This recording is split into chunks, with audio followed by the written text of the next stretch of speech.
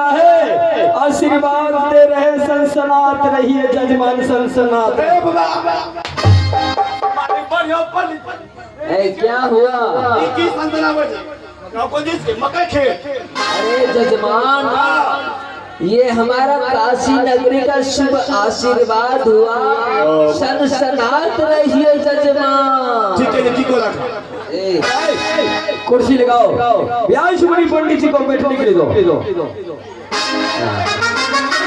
नारायण हरि नारायण हरि, नाग के भी बास करैया, धन दौलत के अंबार लगैया, थोड़ा अंश हमें पंडित जी को भी मिलैया। नारायण हरि नारायण। अवश्य ब्राह्मण बैठिए बाबा। क्यों नहीं जजमान? नारायण हरि नारायण हरि। हाँ कहिए जजमान, हमें किस कार्य से बुलाए? अरे सिपाही, जाओ मेरे पुत्र को लाओ। बाबा क्या हुआ?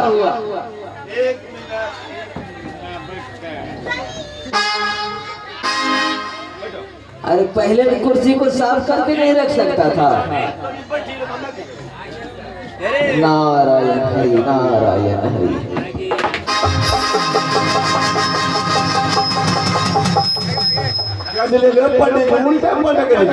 पंडित जी के साथ मजाक करता है क्यों?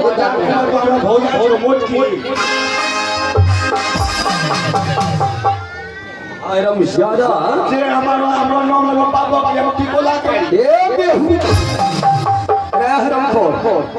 पंडित जी है और तुम्हें शराब दे देंगे, तुम जल के भस्म हो जाएगा।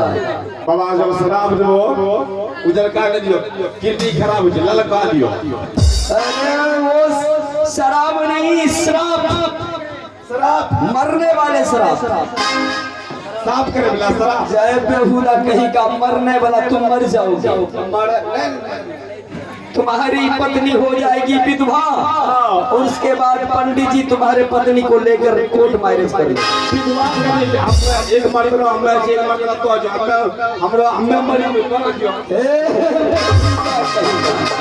मैं कितना रखूंगा रे? एक ही मेरे पास है ना, अब कितना रखूंगा? क्या महाराज? क्यों नहीं स्वामी जी, हस्तरेखा अपने नामाकरण करवाइए स्वामी जी। क्यों नहीं? हे व्यासमुनि पंडित, आज बरसों के बाद मेरे महलों में एक संतान का जन्म हुआ है। मैं अपने पुत्र का नाम रखना चाहता हूँ। आप अपने पत्र के अनुसार मेरे पुत्र का नाम रखेंगे और उस नाम से हम दोनों पति पत्नी बुलाएंगे और ये संसार जानेंगे मेरे पुत्र के बारे में। आपके पत्र के अनुकूल नाम रखना चाहिए। क्यों नहीं जजमान? सबसे पहले आप बच्चे को मेरे सामने लाइए। उस बच्चे का मैं हस्तरेखा देखूंगा और अपने पंचांग से मिलान करूंगा। इस बच्चे का शुभ नाम क्या होगा? अवश्य महारानी अपने पुत्र को ले आओ और दिखाओ बाबा से हाथ। नारायण हरि नारायण हरि। बाबा पत्रा निकालिए बाबा। हाँ महारानी जी, पहले बच्चे का हस्तरेखा देखिए। हस्तरेखा देखकर बाबा अपने पत्रे से मिलाएंगे। लड़का है ना? लड़का का दाहिना हाथ दिखाइए। लाओ बाबू। बच्चा एक तो हमें ही देख रहा है। भाग्य की रेखा ठीक है, भंडार में खुला है। भाग्य रेखा बताता है नौ यमदनी तेरे खर्च, शनि की अरिया जल रहा है। मंगल जो है 8वां घर देख रहा है और इसका भाग्य रेखा बताता है कि बच्चा जो है आगे चलकर इस राज्य का पुण्य प्रतापी राजा बनेगा। क्यों नहीं बाबा? चलिए मैं इस बच्चे के हस्तरेखा के अनुसार, हे राजा, इस बच्चे का जन्म कब हुआ है? कितने बजकर कितने मिनट पर कितने तारीख को हुआ है? बाबा इस बच्चे का जन्म तारीख 20/2024 2025 का जन्म हुआ है और 5 बज के बाबा 25 मिनट में जन्म हुआ है बालक का। हे राजन, आप पहले आप मंत्री को संभालिए। ये हमारे हिंदू सनातन धर्म का ये अवहेलना कर रहा है। ये हमारे हिंदू देखिए धर्म बाबा, हमारे मंत्री कई वर्षों की बाद ही इतना हमारे महल में खुशहाली है। अरे खुशहाली है तो क्या हमारे एक टीकों के साथ खेलेगा? हम ज्यादा कहीं का बाबा को शांति से पत्रा देखने दो। दिखाओ महारानी, दिखाओ। हे राजन, इस बच्चे के भाग्य हस्तरेखा के अनुसार इस हस्तरेखा के अनुसार पंचांग से जब मिलान करता हूँ, इस बच्चे का जन्म 20 अप्रैल 2025 समय सुबह के 5:25 को हुआ है। तो इस बच्चे का नाम जो है, पिता का नाम राजा उतानपाद और पुत्र का नाम सिंपल सा नाम। क्या नाम है बाबा? उत्तम चंद्र। क्या? मेरे पुत्र का नाम उत्तम चंद्र। क्या बात है स्वामी जी, ये तो बहुत ही क्यूट है नाम स्वामी जी। क्यों नहीं महारानी, मेरे बेटे का नाम संसार में किसी से मिलता जुलता नहीं है। नहीं है स्वामी जी। महारानी जी स्वामी, पिता का नाम राजा उतानपाद सिंह और पुत्र का नाम उत्तम चंद्र। बहुत ही प्यारा नाम है। और हाँ राजा, इसमें एक और बात लिखी है। ऐसी क्या बात है बाबा? एक क्या करता है? तुम साइड में रहो महामंत्री, बाबा को पत्रा देखने दो।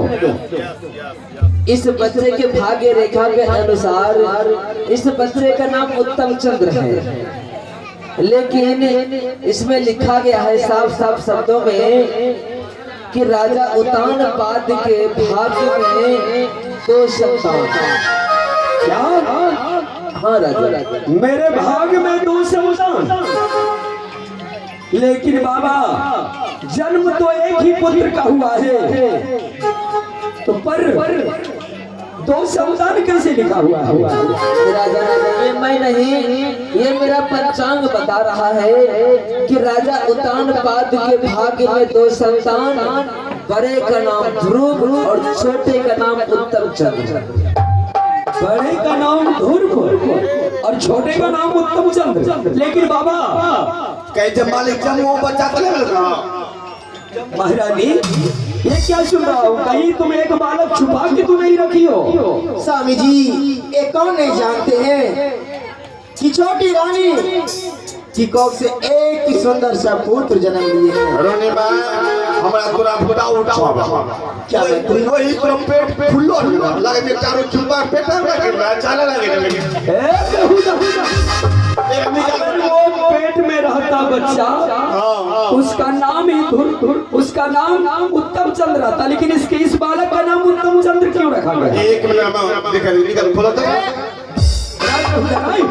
क्या कर रहा है तुम? पेट ठंडा करे तो हमरा पेट चिरो हम ज्यादा कहीं का हमरा लागे जे पेट में छ और उनको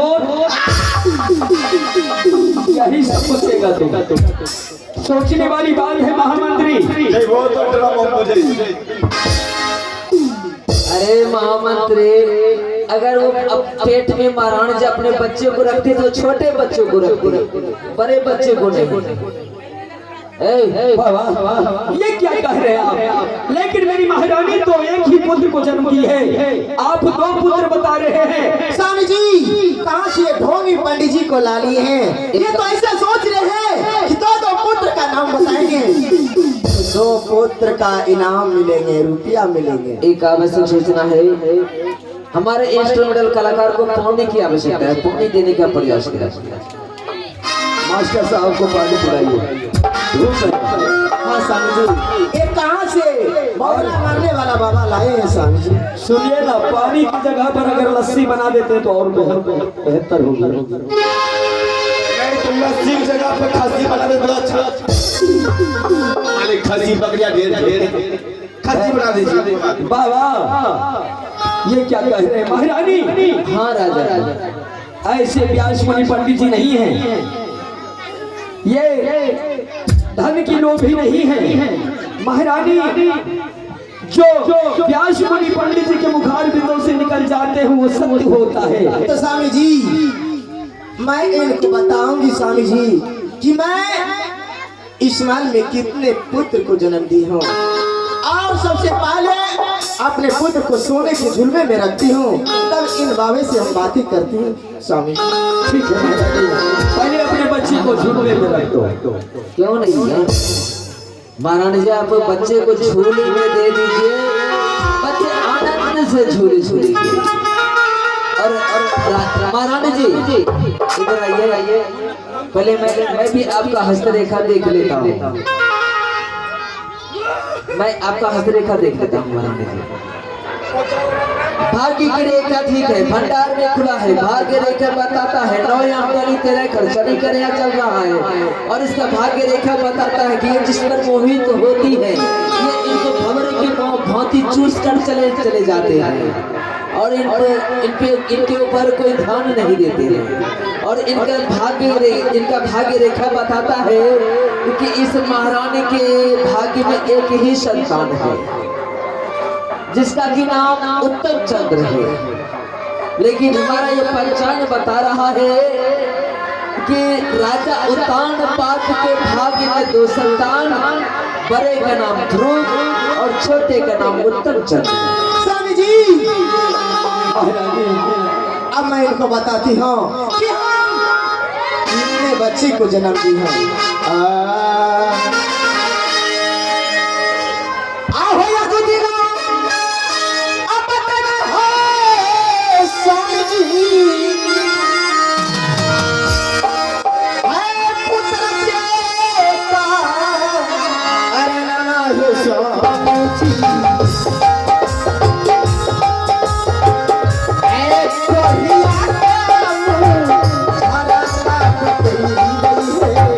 पागल हो गई हो?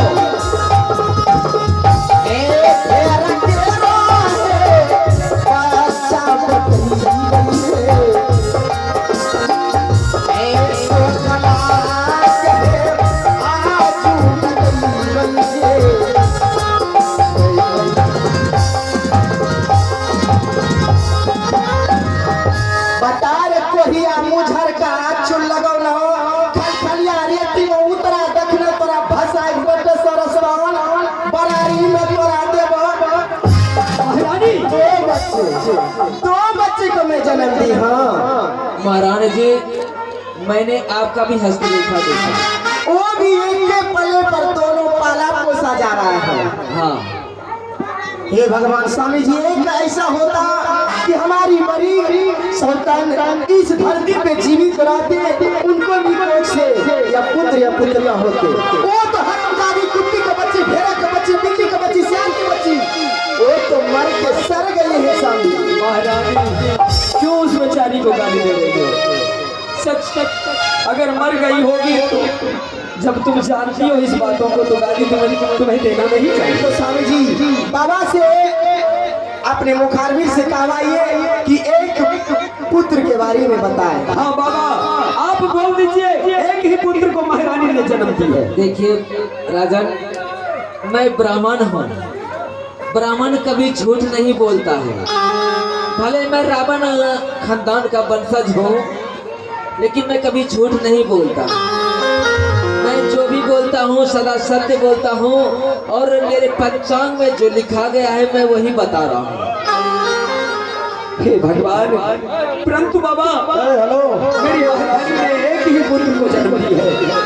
आओ या जुदी अब बताइए हो स्वामी जी, आहे अब तोरा जे बताइए रे तू।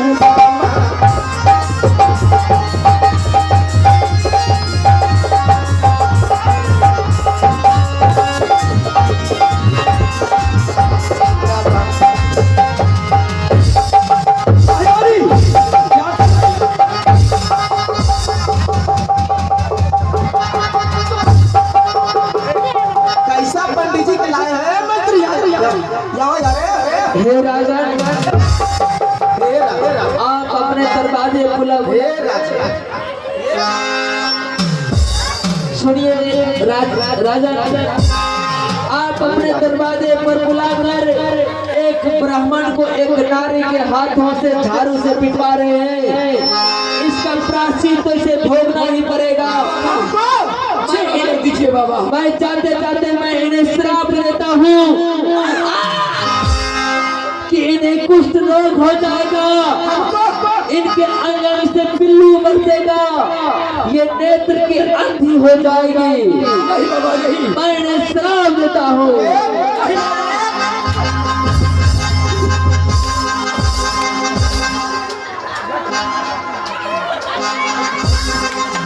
हे भगवान, ये क्या हो गया मेरे महलों में? महारानी स्वामी आ रहे हो आपकी प्यारी रानी। मैं तुम्हें बार बार समझाया ब्राह्मण देव के ऊपर हाथ मत उठाओ, लेकिन तुमने एक ब्राह्मण के ऊपर हाथ उठा दी। देखनी तुमने ब्राह्मण देव ने श्राप दे दिए। हरिजन के काने से कान उड़ते। अगर काम हो जाती तो किसान पागल हो गई हो तुम। इतना अभिमान ठीक नहीं है महारानी। स्वामी जी जहाँ जो हमको शराब देंगे तो हमारे शरीर का ताकत